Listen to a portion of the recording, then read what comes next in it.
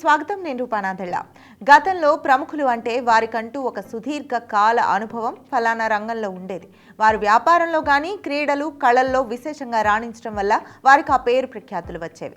10 మందికి ఆదర్శవంతంగా మారేవారు. 10 కాలాల పాటు వారి వ్యాపార వ్యవహారాలు మరింత సురక్షితంగా సుభిక్షంగా నడిచేవి. అదే ఇప్పుడు ఆ స్టాండర్డ్స్ అంటూ ఏమీ లేవు. ఎవరైతే వాళ్ళు ఎలా పడితే అలా ఫేమస్ అయిపోతున్నారు. ఎందుకు ఫేమస్ అవుతారో, ఎందుకు వైరల్ అవుతారో ఒక లెక్కపత్రం ఉండటం లేదు. మరీ ముఖ్యంగా సోషల్ మీడియా జమానా వచ్చేసరికి సడన్ స్టార్లా రాత్రికి రాత్రి వైరల్ అవుతారు. అదంతా నిజమని నమ్మేలోపు అధపాతాళానికి పడిపోతూ ఉంటారు. దీన్ని ఏమనాలి? ఇలా ఎందుకు జరుగుతోంది? కారణాలు ఏమై ఉంటాయని చూస్తే మీకు మాస్ మీడియాలో ఫస్ట్ ప్లేస్లో నిలిచేది పేపర్, వార్తాపత్రిక. వార్తాపత్రికలో అన్ని వార్తలకు ఒక చోటు ఉంటుంది, కాకుంటే వెనక ముందు. అదే ఎలక్ట్రానిక్ మీడియా వచ్చాక వార్త వాల్యూ అన్నది తారుమారవుతూ వచ్చింది. విజువల్ బాగుంటే అది అంత ప్రాధాన్యత లేనిదైనా కూడా దానికంటూ టీవీ న్యూస్లో ఒక చోటు ప్రధానంగా లభించేది. ఎందరికో సంబంధించిన విషయాల్లో ఎన్నో వార్తలు వస్తూ ఉంటాయి, కానీ చూడ్డానికి ఇంపుగా ఉండే వారి వార్తలు మాత్రం పదే పదే ప్లే చేస్తూ ఉంటారు.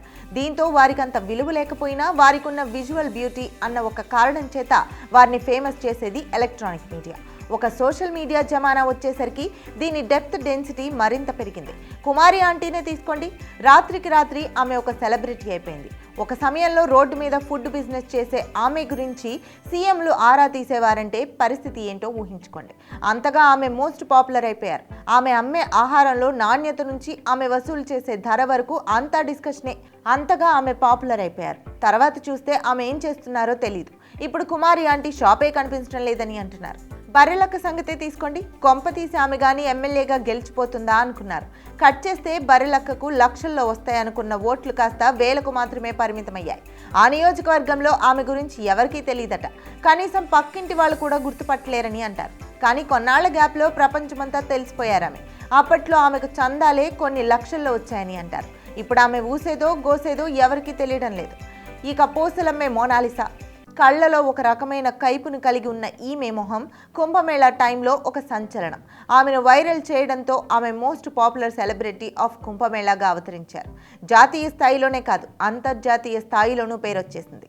ఈమెతో ఒక సినిమా చేస్తానని ఒక దర్శకుడు ముందుకొస్తే అతడు కాస్త ఇప్పుడు జైల్లో ఉన్నాడు. కట్ చేస్తే ఏ సినిమా లేదు, మిగిలిందంతా ఒక సోషల్ మీడియా డ్రామా తప్ప. తాగి వాగిన రాకేష్ మాస్టర్ని కూడా ఇలాగే ఫేమస్ చేసింది సోషల్ మీడియా సమాజం. నిజంగానే తాను తాగి వాగితే అంత గొప్పగా ఉంటుందా అన్న మాయలో పడ్డ రాకేష్ మాస్టర్ తన తాగుడిని విపరీతంగా పెంచేశాడు. అప్పుడో ఇప్పుడో తాగాల్సిన వాడు కాస్త తాగడం అన్నదొక దినచర్యగా మార్చుకున్నాడు. ఆయన తాగి వాగే వ్యవహారాలు మంచి కిక్కిస్తాయని తెలిసిన కొందరు వెబ్ సిరీస్ ప్లాన్ చేశారు. అక్కడ మందు మరింత ఫ్రీగా దొరికేసరికి ఫుల్గా తాగి బీర్ బాటిల్ తన్నేశాడు. అదేమంటే అతడు తాగిన బీర్లోనే తేడా ఉందన్న టాక్ వచ్చింది. ఏమైతేనేం అతడు ఒక బీరు బలిగా పేరు సాధించాడు. ఏకంగా ఈ లోకంలోనే లేకుండా పోయాడు. కిరాకార్పి చెప్పినట్లు పబ్బుల్లో ఏ చీకట్లో ఏ సెలబ్రిటీల రహస్యాలు వింటాడో ఏమో వేణుస్వామి. అతడేదైనా అంటే అది కొన్నాళ్లలో జరిగి కూర్చునేది.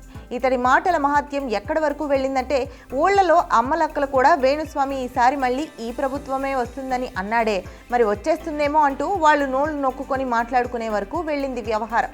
ఎప్పుడైతే ఆయన చెప్పిన జోస్యం ఏపీ ఎన్నికల ఫలితాల్లో తేడా కొట్టి బోల్తా పడిందో తర్వాత ఈ ఫ్లూట్ స్వామి కాస్త ఫాల్తూ స్వామి కింద తయారయ్యాడు. ఇప్పుడు ఆయన చెప్పేవి ఎంత జరిగినా సరే అతను ఒక వేస్ట్ ఫెలో కింద ముద్ర పడిపోయారు. అలాగే చిట్టి పచ్చళ్ళ వ్యవహారమే తీసుకోండి. ఇదే సోషల్ మీడియా సమాజం వారిని అందనంత ఎత్తులకు తీసుకెళ్లింది. అక్కడ ఒక చిన్న కస్టమర్తో వారు అసభ్యంగా మాట్లాడిన చిన్న ఆడియో క్లిప్ ఇవాళ 2 తెలుగు రాష్ట్రాల వ్యాప్తంగా ఒక వైరల్. కట్ చేస్తే వారికి సంబంధించిన ఎన్నో భాగోతాలు బట్టబయలు కావడంతో ఇప్పుడు ఆ పచ్చళ్ల దందానే లేకుండా పోయింది.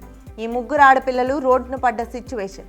దానికి తోడు ప్రపంచ మానవ చరిత్రలోనే ఒక మగాడి ఉసురు తగిలి ఆడవారు దివాళా తీశారన్న టాకు బీభత్సంగా సౌండ్ చేస్తుంది. అటు ఇటు కాని అఘోరీ వ్యవహారం.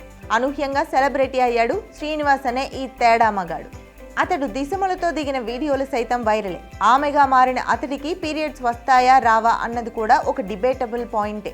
ఈ తేడాను నమ్మి వర్షిణి అనే మంగళగిరి అమ్మాయి ప్రేమించి పెళ్లి చేసుకోవడం ఇప్పుడు అదో సెన్సేషన్. మెయిన్ స్ట్రీమ్ మీడియాకెక్కి లైవ్ల్లో ఆమె ప్రేక్షకుల మనోభావాలతో చెడుగుడు ఆడేసుకునేంత ప్రయారిటీ సొంతం చేసుకుంది. తీరా ఈ అఘోరీ వ్యవహారం కేసులు, అరెస్టులు, ఆంక్షలు, ఇలా రకరకాల భాగోతాలు. ఈ అఘోరీ మాత ప్రస్తుతం పెళ్లి చేసుకుంది సరే, ఆ అమ్మాయితో కాపురం ఎలా సాగుతుందనే కొత్త చర్చ. తర్వాత ఏ పోలీసులు వచ్చి అరెస్ట్ చేసి ఈ తేడా అఘోరీని ఏ జైల్లో పెడతారో తెలీదు. సోషల్ మీడియా జమానాలో పేరు సాధించడం సో ఈజీ, కానీ తర్వాత సిచ్యువేషనే టూ బ్యాడ్ టూ వరస్ట్గా తయారవుతోంది. కుమారి ఆంటీ నుంచి ఆలేఖ్య చిట్టి వరకు అందరిది ఇదే బాపత్. ఇలా ఫేమస్ అయిపోతున్నారు. అలా వారి వ్యాపారం వ్యవహారం అంతా తుస్సుమంటోంది. ఆ టైంలో వారిని ట్రోల్ చేసి ఎంజాయ్ చేస్తున్న నెటిజన్లు కూడా తర్వాత వారి ఊసే పట్టించుకోవడం మానేస్తున్నారు.